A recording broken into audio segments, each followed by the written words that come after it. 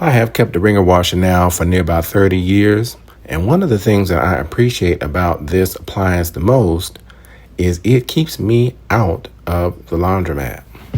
I can wash near about anything in it, and I have washed anything in it, and it cleans really good. Even big bulky blankets and things like that, I wash all that stuff in the wringer washer. I have to operate it manually. It doesn't have a spin cycle, so I have to wring everything out through these rollers, and I have seen some trouble out of them when I first acquired the machine. So I want to take them apart for you and talk about how to troubleshoot some of the issues they may have. But I also want to talk briefly about troubleshooting some of the other common issues with this type of machine. For one, I appreciate that I don't need to take a panel off. All I got to do is run my camera under here to have a look at the components to see what's going on. This is our motor here, and of course the belt here. This hose that runs in between is the tub to pump hose, and as the name suggests, it does just that. This is the transmission with the pulley attached to it on the end there, and the pump adjacent. Now, and also this here drain hose that I got from Cottage Craftworks, brand new, and the shifter for the pump here on the end. Now this tub to pump hose in the middle here is a Maytag original part, so don't throw it away if it's obliterated. You can't find it easily, especially for this 80-year-old model here. You can fix it, and I'll show you how in just a minute. Now the way this pump works is it's mounted on a hinge, and there's a little wheel in there that rides inside. See that? There's a pump wheel that rides inside of the transmission pulley. And when you turn this handle here on the top of the screen there of the shifter, it engages the pump wheel with the pulley, and that brings the pump to life. Some models don't have pumps. We'll talk about that in a minute. This shaft runs out to the wringer rollers, and when the motor is on, it is always turning. Now, this tub to pump hose here, I'm not a fan of this motor sitting right up against it. The belt is what's causing that. It's actually the same size belt as the one I took off. But to take this belt off and replace it, I've got to take the tub to pump hose out, and I also have to dislodge the pump a little bit to get that belt out from around this wheel. I could take these screws off here at the bottom of the screen, or the little hinge there beneath that, and dislodge the pump so that I can get that belt off that way. You don't need to take the motor out to change the belt, but if you want to, you can take these screws out here, and there's nuts on the other side of them. The tension from the belt is held by the motor, the weight of the motor in the opposing direction. So to do that, like I said, I do good to take this tub to pump hose out of the way so that I can let off the tension and get the belt off easier that way. If your tub to pump hose has a leak, you can repair it with silicone tape.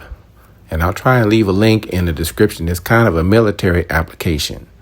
You get this silicone tape, wrap it around nice and tight, and it's a permanent fix. Believe it or not, I've wrapped it around there, and I haven't seen any trouble out of that hose since. On the inside of this tub, there's some things going on here. On this agitator, I've got all this corrosion. I haven't seen much luck out of trying to address it, even in here. And even some shenanigans here. Somebody tried to cut the agitator. I don't know what that was about. Down here in the middle, we have the center plate. And these machines are notorious at their age for something we call pinhole leaks. And I believe they come from around this seam here between the tub and the center plate. These bolts, by the way, are usually Goldmite tins. There are 6 of them. the 1, 2, 3, 4, and 5. And the 6th one here snapped off, and I just decided to let sleeping dogs lie.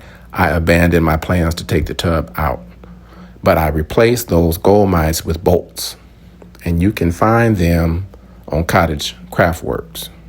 They have a kit for this pinhole leak situation that you could use to address that. But what I did is I got me some of this Rust-Oleum metallic finish spray paint. And I believe I got the idea from Tim's channel, who coached me through a lot of issues I had with this machine early on. And all I did with this Rust-Oleum paint is I sprayed around the bottom here of the center plate. I gave it 2 generous coats.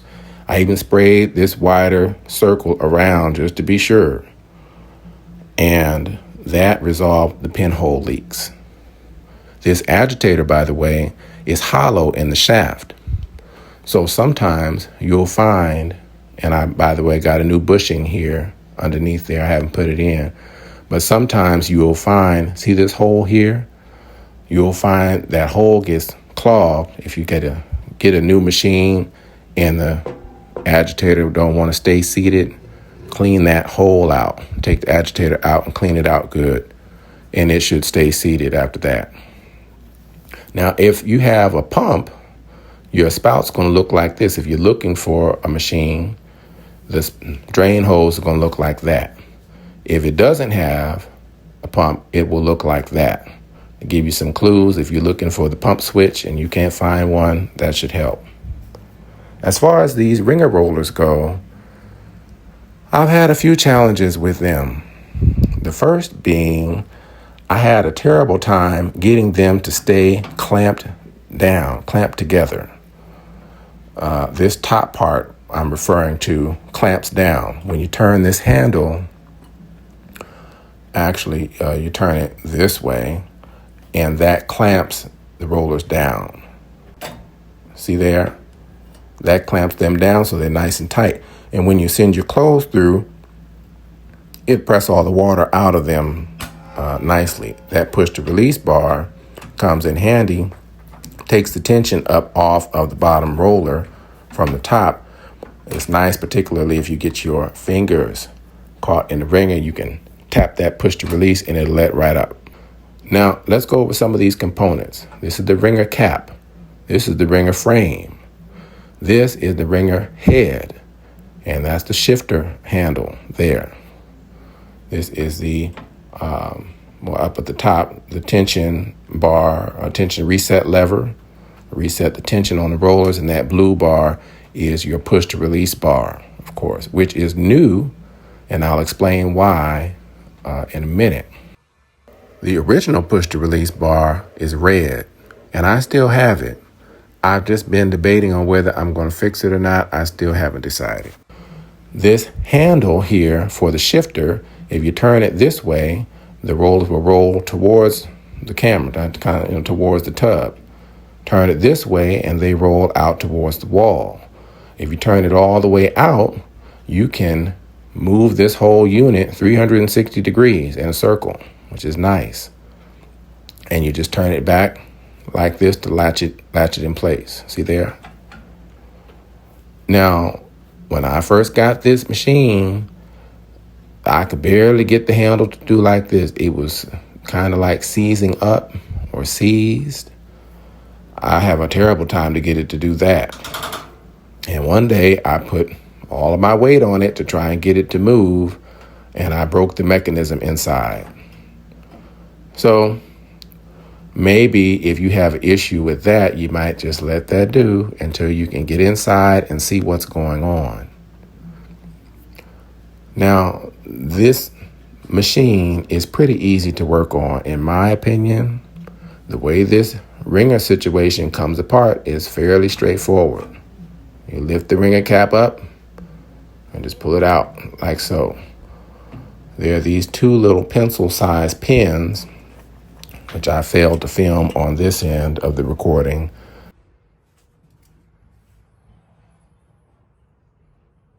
This is our drive roller. The bottom roller is the drive roller. And there's a little cap there. It's like a spring-loaded cap on the end. On the end there, when you go to take it off, this might be a good time to put on some gloves or use some paper towels so you don't dirty up your rollers, because on the ends of this there may be a little oil. What I do is pull it up like so and then pull the roller out to the right, out of this hole here. See that? And then just set it here in front. Pretty simple, right? Beneath here is what I call the diverter pan. It's the drain pan for the ringers. And it shifts this way and that according to this pin here, which latches in to the bottom here of this clip that rides on the end of the roller, of the drive roller. And this is what directs which way the pan will shift. The mechanism here has some little plastic bushings in it. We'll look at it later. I think they have seen their best days. Maybe that's why the pan has to be diverted manually, like so. And I don't mind that. It doesn't bother me. Maybe one day I'll get around to fixing it though. To take the other side of this wringer cap out, see this pin here is like pencil size or pen size pin, and up close, if we look a little closer, there's a little taper pin there. You can barely see it. You got to tap that out with a punch. And you want to do it delicately with a little hammer. You just tap that little pin out. It's used in a lot of early industrial designs, these little pins. And then you just lift the wringer cap up out of the way. Now the wringer frame here, whether you have the cap attached or not, you can lift it straight up and out at any time, which I think is nice. And I usually set them on a bucket if I need to do any work on them. You got the pan in the middle, and on the four sides here, here, and here, these are the tension springs for the wringer cap. They are what make the wringer cap wring all the clothes dry, or wring all the water out. Here, we got kind of like a spring mechanism there, and it works here with the little teeth on the end of that thing. This is responsible for the 360-degree turning of the unit. It latches in there, locks in, see that? And this is an easy fix. If you have trouble with the unit staying in one place, it's that mechanism there. It's an easy fix. Now briefly, the way all this works, again, you got a drive shaft that comes up. It's always turning when the motor's on. And inside, there's a mechanism there that the shifter manages to start the rollers or stop them. The drive roller is the one with the power, and the top roller just rides on it. The wringer cap, again, is just responsible for locking the wringer roller, the top roller down, or you tap that push to release bar and that'll let it go. And in here in the wringer cap, you can see there's a little latch here that comes out of the bearing housing. Can you see that? I'm turning the handle on top, by the way, of the wringer cap, and it locks in here on the wringer frame. And that's what locks the cap down so, your clothes get pressed out nicely. There's a mechanism behind that top roller, and I'll show that to you in just a minute, which locks it all into place. If you have trouble with that kind of thing, you want to look in this direction. We need to take this top roller out to see it, though. And to do that, we'll need to take the screws out of this bearing housing. There's a screw here, and there's another one on the other side. We'll take those out. And you only need to take out one side, really. And just set that to the side. Now here is the mechanism. Again, this is just the wringer cap is responsible for locking the rollers down or letting them letting the tension off with the push to release bar. Those are the two functions. And you can see these bars I have that extend out into the bearing housing. There's one there, and on the opposite side, you want to make sure when you put the rollers back that the bar comes through the bearing housing. And the way this works is when you turn that handle there on the top, or on the bottom in this case, these latches extend out, and they come out through this little hole here, see, and lock into place.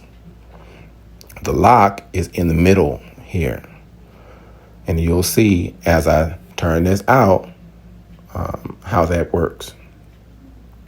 Some people say that if they turn the handle more, it locks it, applies more pressure, and I can see how they feel that might be the case, but I don't think that's how this mechanism works just by the looks of things. See that little latch there? You can barely tell, but that's the push to release bar. The blue side of it is the push to release bar, and it locks those out in either direction. This was key because I think what I did is I laid the machine on its side and bent the push to release bar just enough to miss that latch, or try to kind of miss that latch. Let's get a better look. See that? The push to release bar is what keeps those latched out. So if you have trouble with your ringers, with your ringer cap staying latched down, I'd say check that push to release bar. You may need to either fix it, or in this case, I just got a new one. And I said, if the new one fixes it, maybe I'll fix the old one and I'll put it back in its place. I haven't done that yet. I kind of like the new one.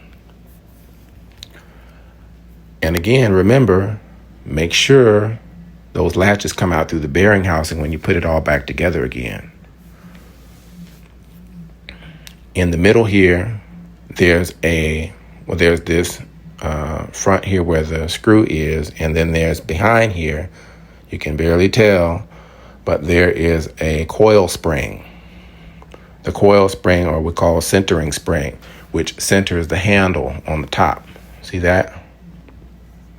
This coil spring, it's behind here. You can't see the spring, but you can just see the tab of it on the end. And when you turn it, when you turn that handle on the top, it should center back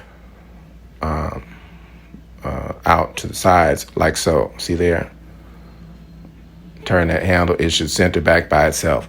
If it doesn't do that, you may need a new coil spring.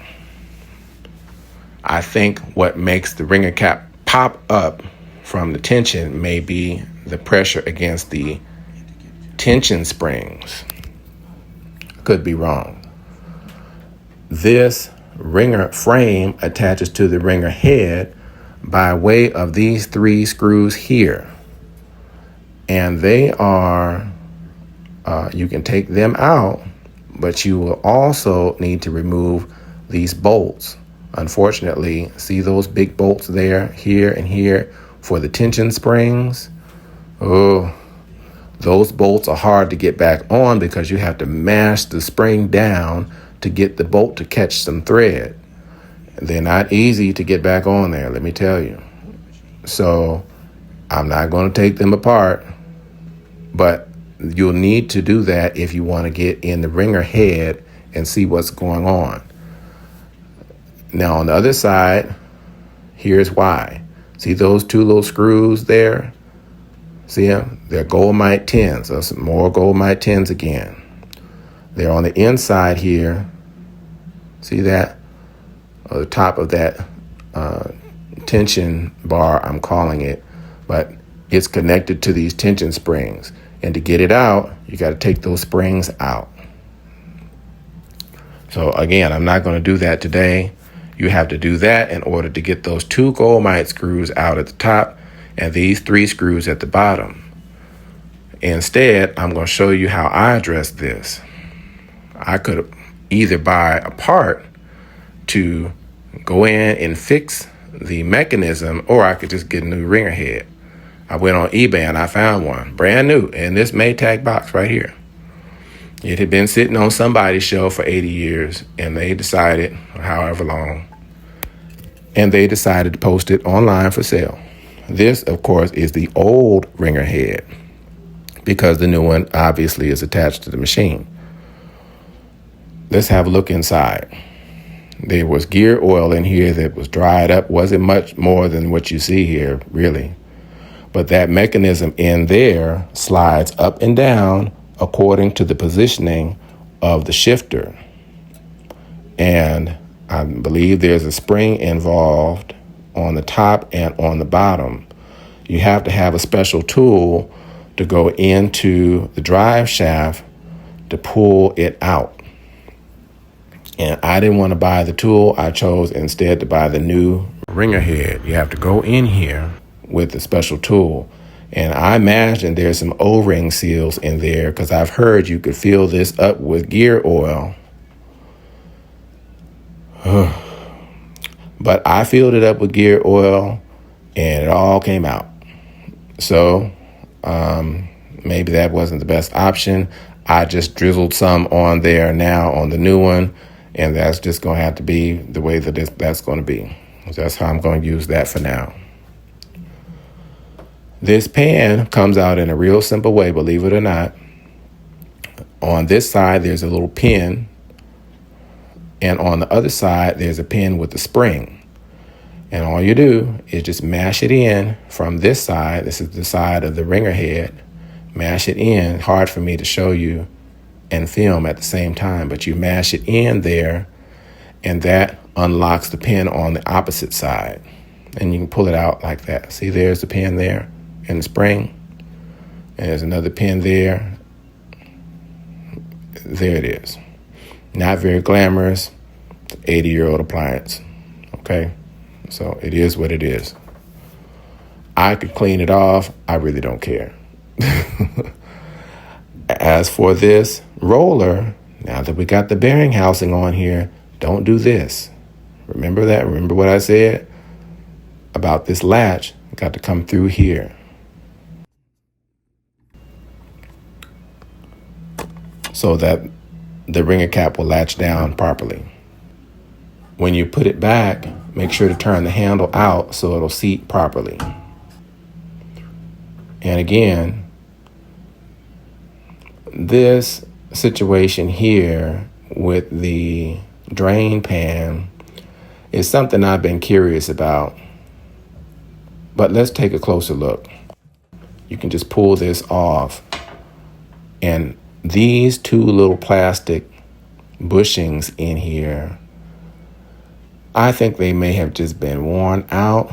This is this little itty bitty thing right here. Ooh, that's another tricky thing to get on that shaft. Be careful with your rollers. When you go to put them back, you might want to use a paper towel or two or some gloves so that you don't oil them up with all the other things you've been touching. And then make sure your holes line up. Put your wringer cap back on when you're all done. And we have this little pin that I mentioned, little taper pin. See there? And what I do is just take some needle nose pliers and put it back like so, and then I pinch it back into place. And that's it. If you got any tips on this machine, I'd love to hear them in the comments. And if you're curious about anything I didn't cover here, maybe they'll be in the comments. People may talk about that there. Thank you all for watching. If you like this video, feel free to like and subscribe to the channel, and I'll see y'all on the next video.